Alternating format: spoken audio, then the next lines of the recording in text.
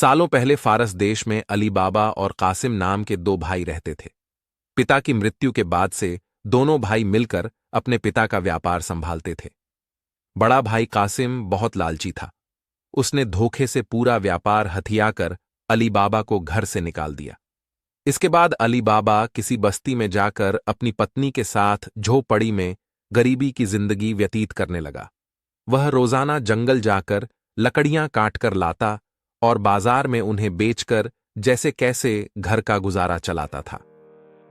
एक दिन अली बाबा ने जंगल में लकड़ी काटते समय 40 घुड़सवार को वहां आते हुए देखा। सभी घुड़सवार के पास धन की पोटली और खंजर थे। यह देखकर वह समझ गया था कि ये सभी चोर हैं।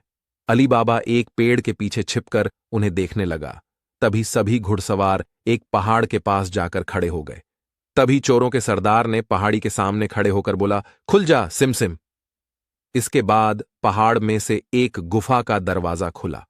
सारे घुड़सवार उस गुफा के अंदर चले गए। अंदर जाकर उन्होंने बोला, बंद हो जा सिम सिम, और गुफा का द्वार बंद हो गया। यह देख अली बाबा दंग रह गया।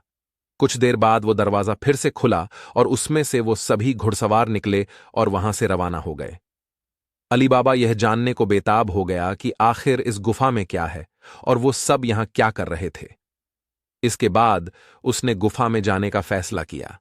वह उस पहाड़ के सामने गया और बार बार चोरों के सरदार के शब्द बोलने लगा, खुल जा सिम सिम, खुल जा सिम सिम। गुफा का दरवाजा खुल गया। अली बाबा गुफा के अंदर गया और उसने देखा कि वहां सोने की गिन्नियां, अशर्फियां, गहने आदि रखे थे। चारों तरफ खजाना ही खजाना था। यह सब देखकर उसकी खुशी का ठिकाना नहीं था। उसे मालूम हो गया था कि वो चोर सारा चोरी का सामान यहां आकर छुपाते हैं। अली बाबा ने वहां से एक पोटली में सोने की अशर्फियां भरी और घर चला आया। घर जाकर अली बाबा ने इस पूरे किस्से के बारे में अपनी पत्नी को बताया। एक साथ इतनी सारी अशर्फियां देखकर उसकी पत्नी हैरान रह गई और अशर्फियों को गिनने बैठ गई। तभी अली बाबा ने बोला कि ये इतनी अशर्फियां हैं कि इन्हें गिनते गिनते रात हो जाएगी। मैं गड्ढा खोदकर इन्हें छुपा देता हूं जिससे किसी को भी हम पर शक ना हो। अली बाबा की पत्नी बोली, मैं इनकी गिनती नहीं कर सकती हूं, लेकिन अंदाजे के लिए इन्हें तोल तो सकती हूं। अली बाबी की पत्नी भागती हुई कासिम के घर गई और उसकी पत्नी से गेहूं को तोलने के लिए तराजू मांगने लगी। यह देखकर कासिम की पत्नी को उस पर शक हुआ।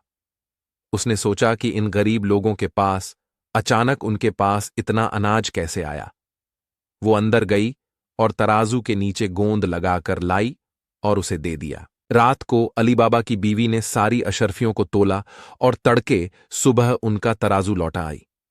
कासिम की पत्नी ने तराजू को उल्टा करके देखा तो उस पर सोने की एक अशर्फी चिपकी हुई थी।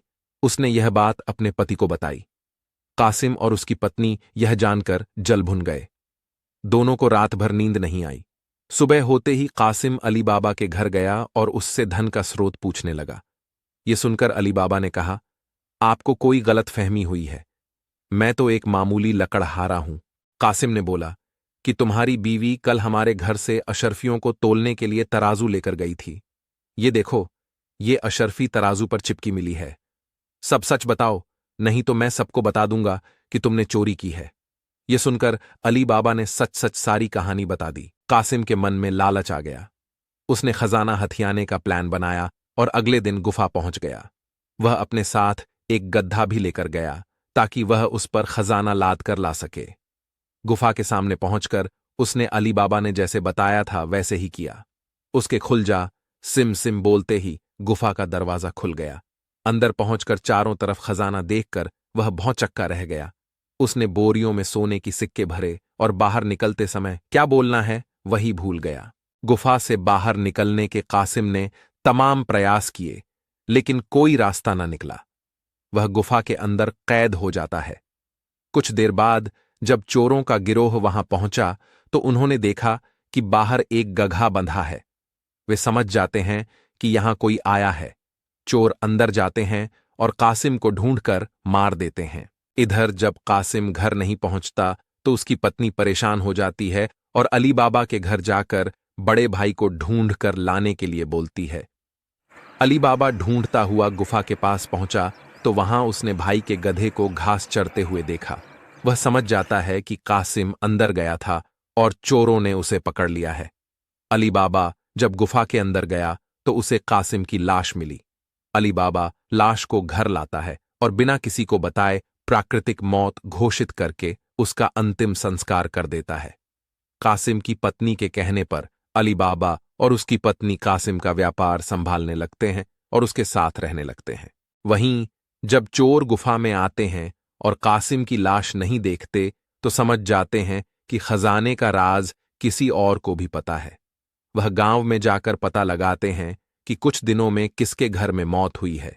चोरों को अली बाबा का घर मिल जाता है। चोर ने उसके घर के बाहर क्रॉस का निशान लगा दिया, जिससे रात के समय उन्हें उसका घर समझने में आसानी हो। वहीं अली बाबा ने जब अपने घर के बाहर क्रॉस का निशान देखा तो वह समझ गया कि चोरों ने घर का पता लगा लिया है। उसने वैसा ही निशान सबके घर के बाहर लगा दिया। रात में जब चोर आए तो सबके घर पर वैसा निशान बना देखकर दुविधा में पड़ गए और वापस चले गए। चोरों का सरदार चुप चुप बैठने वालों में से नहीं था। उसने उस मोहल्ले में अपने आदमी को भेजकर यह पता लगवाया कि हाल फिलहाल में कौन शख्स वहां अमीर हुआ है। इससे उसे अली बाबा के बारे में पता चला। उसने उसका घर अच्छे से पहचाना और रात के समय में तेल व्यापारी बनकर उसके घर पहुंचा। वह अपने साथ तेल के 40 पीपों को लेकर गया, जिसमें 29 में चोर और एक पीपा में तेल था। उसने सोचा कि रात में जब सब सो जाएंगे तो वो सब मिलकर अली बाबा को मार देंगे। उसने अली बाबा से दोस्ती की और रात को उसके घर पर ठहरने की इजाजत मांगी। अली बाबा ने उसको खाना खिलाया और रात को रुकने की इजाजत दे दी। अली बाबा की पत्नी को तेल के व्यापारी पर शक हुआ। उसने सारे पीपों को खटखटा कर देखा और वह समझ गई कि एक पीपा में तेल है और बाकी में आदमी है। उसने तभी एक तरकीब निकाली। उसने तेल वाले पीपे से तेल निकाला और गर्म कर बाकी पीपों में डाल दिया। सारे चोरों की मौत हो गई। रात में जब सरदार ने चोरों को निकलने का इशारा किया तो एक भी चोर बाहर नहीं निकला। उसने पीपों को खोलकर देखा तो सभी चोर मर चुके थे। यह देखकर वह इतना डर गया कि अपनी जान को बचाने के लिए वह तुरंत वहां से भाग गया। सुबह अली बाबा की पत्नी ने यह सारी बात अली बाबा को बताई, जिसे जानकर वह बहुत खुश हुआ। अब उन 40 चोरों के सारे खजाने का अकेला मालिक अली बाबा था। वह देश का सबसे अमीर शख्स बन गया था और खुशी खुशी अपनी बीवी बच्चों के साथ रहने लगा। कहानी से सीख, लालच मनुष्य का दुश्मन है। लालच करने से सब काम खराब हो जाते हैं, इसलिए कभी भी लालच नहीं करना चाहिए। हेलो दोस्तों, अगर आपको ये कहानी अच्छी लगी तो देसी कार्टून भाई को सब्सक्राइब करना ना भूले।